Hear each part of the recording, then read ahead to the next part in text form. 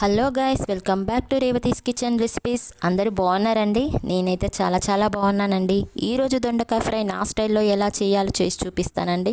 So నా cooking వీడియోస్కి చాలా గ్యాప్ వచ్చింది అనుకుంటున్నారా? ఎస్, ఎందుకంటే సింగిల్ హ్యాండ్తో వీడియో తీయడం అంటే చాలా కష్టంగా ఉందండి. మా పాప ఇంట్లో ఉన్నన్ని రోజులు మా పాప నాకు వీడియో తీసింది.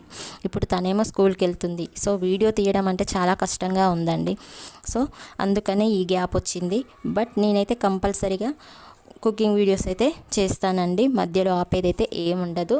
సో ఈ దొండకాయ ఫ్రైని చేయడం కోసం నేనైతే ఫ్రెష్గా ఉన్న దొండకాయలను ఒక 1/2 kg తీసుకున్నానండి.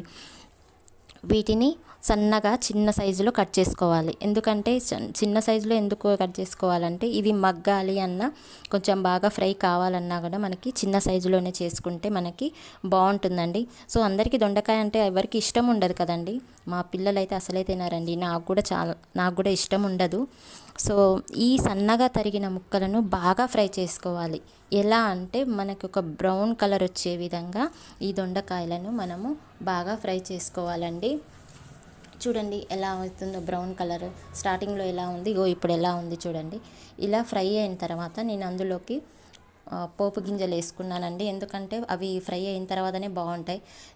సో ఇక్కడ మీ అందరికీ ఒక డౌట్ వచ్చింది అనుకుంటా. ఈ ఫ్రైలో నేను ఆనియన్స్ కానీ, అల్లం వెల్లుల్లి పేస్ట్ కానీ, వెల్లుల్లి కానీ ఏది యూజ్ చేయలేదండి. ఎందుకంటే మా సార్ కోసము నేను వేయలేదు. మా సారు స్వామిమాల వేసుకున్నారు. తన కోసమనే ఈ రెసిపీ చేస్తున్నానండి. సో అందుకే